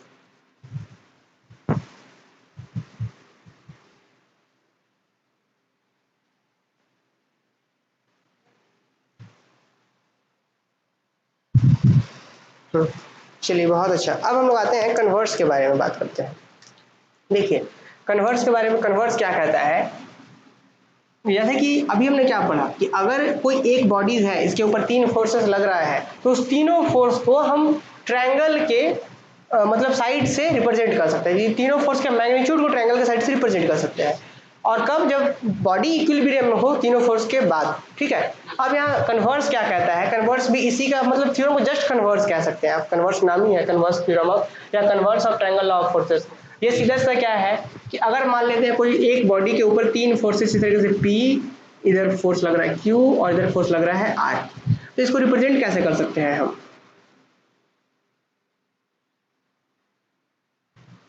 इससे पहले क्या था कि 3 फोर्स लग रहा है तो मतलब बॉडी इक्विलिब्रियम में हो रहा है अगर वो ट्रायंगल के साइड से हो रहा है तब। और इस बार क्या होगा कि अगर रिप्रेजेंट कर रहा है तो बॉडी इक्विलिब्रियम में होगा, सीधा सीधा कहे तब। अगर यहाँ पे याद हो तो हमने प्रीवियस अभी जो थ्योरम्स पढ़े थे कि ट्रायंगल लॉ ऑफ फोर्सेस में हमने पढ़ा था कि एक बॉडीज के ऊपर 3 फोर्सेस लग रहा है, और यदि इन तीनों फोर्सेस को हम ट्रायंगल के साइड के मदद से रिप्रेजेंट कर पाते हैं, नोटिस थोड़ा सा वहाँ पे एकदम छोटा सा करेक्शन करने की आवश्यकता है। हम डेफिनेशन हालांकि सही लिखवाए थे, थोड़ा सा करेक्शन आप सुनने में करेंगे। ठीक है। क्या कि PQR किसी बॉडी के ऊपर 3 फोर्सेस इस तरीके से लग रहे हैं, ट्रायंगल लॉ ऑफ फोर्सेस क्या उसको बता रहे हैं। और क्या अगर इस तीनों फोर्सेस को किसी भी ट्रायंगल के साइड से रिप्रेजेंट कर दें, हम किसी भी ट्रायंगल के साइड से अगर रिप्रेजेंट कर दें, जैसे कि हम बोल दें 10 न्यूटन, ये 20 न्यूटन और ये हम 1 न्यूटन कर दें, जो भी कर दें, अगर इससे आप क्या कर दें, आप एक ट्रायंगल को रिप्रेजेंट कर दें, इसके मैग्नीट्यूड से ट्रायंगल को रिप्रेजेंट कर दें। ठीक है। इसके साइड से मान लेते हैं इस फोर्स को 10 न्यूटन ये बना दे रहा है, ये 20 न्यूटन और ये 1 न्यूटन। तो अगर आप इस तरीके से कर पाते हैं, अब सारे डेटा के लिए आप नहीं कर सकते, ध्यान रखना है आपको कि सारा डेटा के लिए आप नहीं कर सकते। जैसे कि देख लीजिए 10 न्यूटन और हम कर दें 2, पहला साइड 10, दूसरा 2, फिर 1, क्या ऐसा पॉसिबल है? नहीं पॉसिबल। कैसे? जैसे मान के देख लेते हैं, एक 10 यहाँ कर दिए, 2 कर दिए, अब बताइए 1, पॉसिबल नहीं है। तो सारे चीजों में पॉसिबल नहीं है। तो यहाँ पर क्या बोला गया कि एक बॉडी के ऊपर 3 फोर्स लग रहा है PQR, और अगर इस तीनों फोर्स को ट्रायंगल के साइड से रिप्रेजेंट कर सकते हैं आप, तब क्या होगा? बॉडी इक्विलिब्रियम में होगा। थोड़ा सा ये करेक्ट करना था कि हम पहले वहां बॉडी इक्विलिब्रियम हम बता दिए थे, वो करेक्ट करना है। ट्रायंगल ऑफ फोर्स क्या है फिर से सुनिए। एक बॉडी के ऊपर 3 फोर्स PQR लग रहा है, और क्या बोला गया, अगर इस तीनों फोर्स के मैग्नीट्यूड को अगर आप किसी ट्रायंगल के साइड से रिप्रेजेंट कर सकते हैं तो बॉडी क्या होगा? इक्विलिब्रियम में होगा। और कन्वर्स क्या कहता है कि अगर बॉडी इक्विलिब्रियम में है, अगर बॉडी इक्विलिब्रियम में है तो उस जो भी फोर्सेस लग रहा है उसको हम ट्रायंगल के साइड से रिप्रेजेंट कर सकते हैं, सीधा कन्वर्स। ठीक है। फिर देखते हैं, और एक चीज और प्रोपोर्शनल वाला डेफिनेशन होता है, उस चीज को हम यहाँ पे लिखवाएंगे। हालांकि सिंपल जो लॉजिक है, मतलब एक रिजल्ट जो इसका वही है कि अगर बॉडी इक्विलिब्रियम है तो साइड से रिप्रेजेंट कर सकते हैं, अगर साइड से रिप्रेजेंट करेंगे तो बॉडी इक्विलिब्रियम में होगा, और बॉडी इक्विलिब्रियम में होगा तो साइड से रिप्रेजेंट कर सकते हैं, ये कन्वर्स होता है। तो ये कंक्लूजन था, लेकिन इसका मेन जो है कन्वर्स का, इसका अगर डेफिनेशन लिखना चाहें तो लिखिए, if 3 forces active on a particle, if 3 forces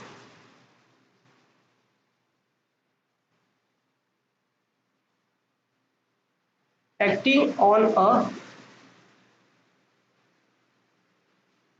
a particle, if 3 forces acting on a particle, ठीक है, are in equilibrium, are in equilibrium, are in equilibrium,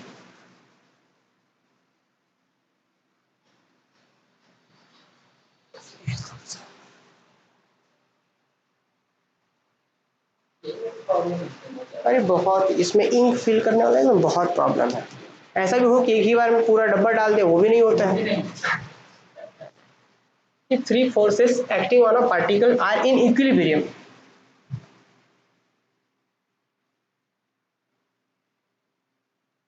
and any triangle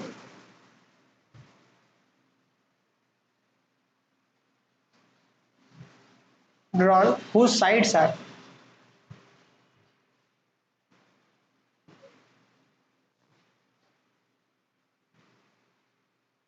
parallel to the lines of action of force, parallel to the lines of action of force, lines of action of force, forces। ये lines of action of force क्या बताएंगे इस चीज के बाद। Then the length of the sides, then the length of the sides of the triangle are proportional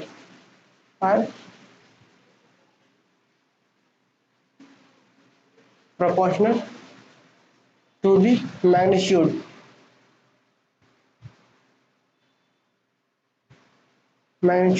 of the force of the। देखिए जो अभी हम डेफिनेशन समझा रहे थे उसी को दूसरे तरीके से लिखा गया है। बहुत से बुक्स में सीधा सीधा वही लिख दिया जाता है कि बॉडी इक्विलिब्रियम में होगा तो आप ट्रायंगल के साइड से रिप्रेजेंट कर सकते हैं, और जब ट्रायंगल के साइड से रिप्रेजेंट कर सकते हैं तो उस केसेस में उसका फिर रिजल्ट आता है, ये रिजल्ट जो हम लिखे हैं। तो आपको इसी को ध्यान में रख के चलना है, इसी का आगे यूजेज है क्या कि ट्रायंगल कन्वर्स क्या लॉ होता है कि if three forces acting on a particle, ठीक है, और पार्टिकल क्या है, are in equilibrium and any triangle can be drawn, होना चाहिए any triangle be drawn whose sides are parallel lines of action of force, whose sides are parallel line of action of force। मतलब जैसे यहाँ पे जो अपने पास था, एक फोर्स इधर था, दूसरा इधर फोर्स कह रहे थे और तीसरा फोर्स इधर कह रहे थे, ये P है, ये Q है और ये R है। तो ये फोर्स तो ठीक है, इस P को हम यहाँ पे बढ़ा दिए, P है, लेकिन अब एक्शन लाइन ऑफ फोर्स जैसे हम यहाँ पे बात कर रहे हैं कि line of action of force क्या होता है कि अगर ये फोर्स है, इधर लाइन ये है, तो इसका एक्शन ऑफ फोर्स कह सकते हैं कि ये जो लाइन है ये पूरा line of action of force. और एक चीज और, अगर यहाँ पे बात कर रहे हैं, ये जो है ये क्या है, parallel line of action of force. अगर यहाँ पे कोई फोर्स P है, ये चीज आपको ऑब्जर्व करना है, ये मेमोराइज कर लीजिए इन चीजों को, आगे इसका यूज करना है कि अगर कोई फोर्स इधर एक्ट कर रहा है तो ये जो पूरा लाइन होगा आप इन्फिनिटी तक इस फोर्स को फील कर पाएंगे। भले इन्फिनिटी तक आप नेग्लिजिबल फोर्स फील करें, लेकिन ये जो line of action of force होगा इस फोर्स का कहलाएगा। ठीक है, ये इंपॉर्टेंट डेफिनेशन है कि ये फोर्स अगर ये है तो ये जो होगा ये क्या कहलाएगा, line of action of force. लेकिन ये क्या कहलाएगा, parallel line of action of force. तो वही चीज यहाँ पे यूज किया गया है क्या कि and any triangle be drawn whose sides are, any triangle whose sides are क्या है, इसका parallel line of action of force, इसका एक्शन फोर्स, ये एक्शन ऑफ फोर्स इसका ये हो गया, line of action of force ये है, parallel line of action of force ये है, और इसका parallel line of action of ये है। ये जो ट्रायंगल बन रहा है, ये जो ट्रायंगल है पी क्यू और ये आर जो है क्या होता है, यहाँ पे देखिए इसको आप एक बार फिर से इसको अच्छे से बना लीजिए। किसके इक्वल होता है, इसकी मैग्नीट्यूड और प्रोपोर्शनल होता है। क्या है कि कह सकते हैं कि यहाँ पे अपने पास एक इधर था P था, यहाँ पे Q था और यहाँ पे R है, तो क्या होता है इसको हम कैसे लिख सकते हैं, आपको बहुत अच्छे से पता है, ये P है, Q है और ये R है। तो यहाँ पे होता क्या है, P अपॉन BC, ये अगर हम यहाँ पे नाम दे दें, A नाम दे दें, यहाँ पे दे देते B और यहाँ पे C, तो देखेंगे यहाँ पे क्या होता है कि then the length of sides of triangle, length of sides of triangle, ये लेंथ BC, AC, AB, तो length of sides of triangle are proportional to the magnitude of the force. मतलब प्रोपोर्शनल होता है, मतलब समझ रहे हैं कि P upon BC is equal to Q upon AC is equal to A, मतलब AB मतलब R अपॉन AB। तो सीधे से हम लिख सकते हैं P upon BC is equal to Q upon CA है, क्या CA AC वही बात है, और क्या होगा, ठीक है। तो ये चीज इंपॉर्टेंट है और आगे यूज करेंगे इस चीज का हम लोग। तो आज की क्लास में बस यहीं तक रहने देते हैं, और अभी तो बहुत चीजें पढ़नी है कि लामिस थ्योरम होता है, एक लामिस थ्योरम हो गया, फिर पॉलीगन लॉ ऑफ फोर्सेस, जैसे आपने ट्रायंगल लॉ पढ़ा, फिर पैरेललोग्राम लॉ पढ़ा, फिर इस तरीके से पॉलीगन लॉ होता है। तो अगर कहीं पे आज के क्लास में कहीं भी डाउट रहा हो तो टेलीग्राम में जरूर बता देंगे, ताकि उसको हम अगली क्लास जो कि शाम को होगा उसमें हम डिस्कस कर पाए। क्लियर है? तो ये चीज़ आज की क्लास में बस इतना ही रहने देते हैं, फिर शाम की क्लास में इस चीज़ से हम आगे बढ़ाते हैं। और आगे शाम की क्लासेस में हम लोग को बहुत चीज़ें पढ़ना है। रिजोल्यूशन ऑफ फोर्स क्या होता है कि जैसे मान लीजिए कि बहुत सारे फोर्स हैं, बहुत सारा फोर्स मिलकर क्या बन रहा है, जैसे रिजल्टेंट है ना, रिजल्टेंट के जैसा एकदम सिमिलर टॉपिक है रिजोल्यूशन ऑफ फोर्स है, जो कि आगे क्लासेस में यूज होगा। तो शाम को एक और बेसिक क्लास देते हैं। तो अभी क्लास में बस इतना ही, फिर शाम को मिलते हैं हम लोग, ठीक है।